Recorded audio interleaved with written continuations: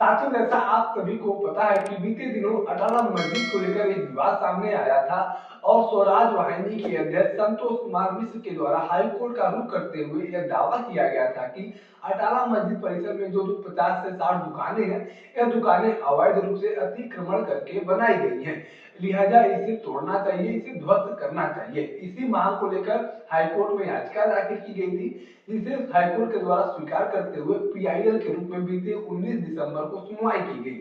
सुनवाई के दौरान आपको बता दें कि दोनों पक्षों के द्वारा अपना अपना दावा पेश किया गया। हाई कोर्ट के द्वारा इसे जनहित याचिका मांगते हुए पीआईएल के रूप में सुनवाई किया गया और आपको बता दें कि 19 दिसंबर की सुनवाई के बाद अब अगली सुनवाई के लिए 7 जनवरी का डेट निर्धारित किया गया है।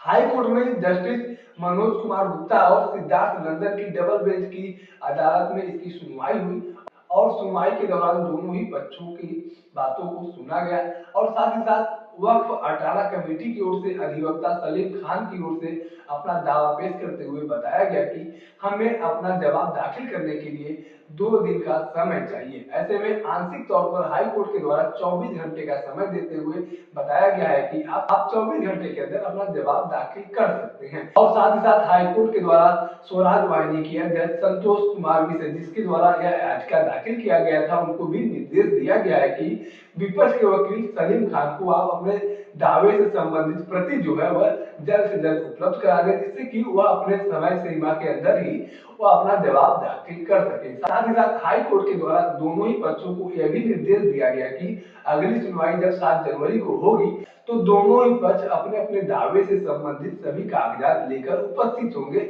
ऐसे में अब कहीं न कहीं यह कहा जाए तो गलत नहीं होगा कि यह जो याचिका दाखिल की गई थी, इसके लिए 7 जनवरी की सुनवाई जो है वह अहम होने वाली है।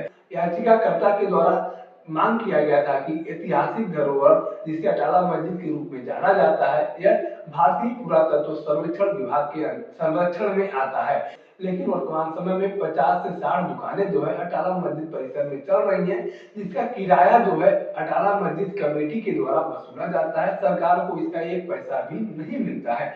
साथ ही साथ जो दुकानें हैं, इन दुकानों में भेदभावपूर्ण तरीके से दुकानों का आवंटन किया गया है और सिर्फ एक जाति विशेष और एक समुदाय विशेष के लोगों को ही दुकान दिया गया है और इसमें नीलामी प्रक्रिया नहीं अपनाई गई है।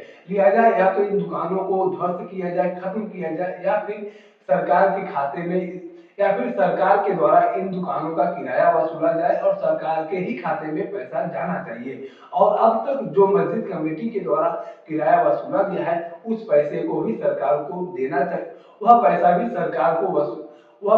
सरकार के द्वारा वसूला जाना चाहिए। साथ ही साथ जो अवैध तरीके से अतिक्रमण किया गया है, उस अतिक्रमण को हटाना चाहिए। कुछ इस तरीके का ही मांग करते हुए याचिकाकर्ता संतोष कुमार मिश्र के द्वारा रीट सी याचिका डाली गई थी, जिस पर हाईकोर्ट ने संज्ञान लेते हुए इसे जनहित याचिका मानते हुए पीआईएल के रूप में सुनवाई करने के लिए 19 दिसंबर का तारीख दिया था। और जब 19 दिसंबर को सुनवाई हुई तो अपना जवाब दाखिल करने के लिए अटाला मस्जिद के वकील सलीम खान के द्वारा 2 दिनों का समय मांगा गया, जिसे हाई कोर्ट के द्वारा 24 घंटे का समय दिया गया है और अगली सुनवाई के लिए 7 जनवरी का डेट निर्धारित किया गया है। बाकी इस पूरी खबर को लेकर, अटाला मस्जिद प्रकरण को लेकर आपके पास कोई जानकारी है, कोई राय है, तो आप कमेंट बॉक्स में लिख सकते हैं। अगर आप वीडियो को फेसबुक पर देख रहे हैं तो पेज को फॉलो करें, यूट्यूब पर देख रहे हैं तो चैनल को सब्सक्राइब करना ना भूलें। साथ ही साथ आप हमारे पेज को, हमारे चैनल को इंस्टाग्राम और ट्विटर पर भी फॉलो कर सकते हैं। धन्यवाद।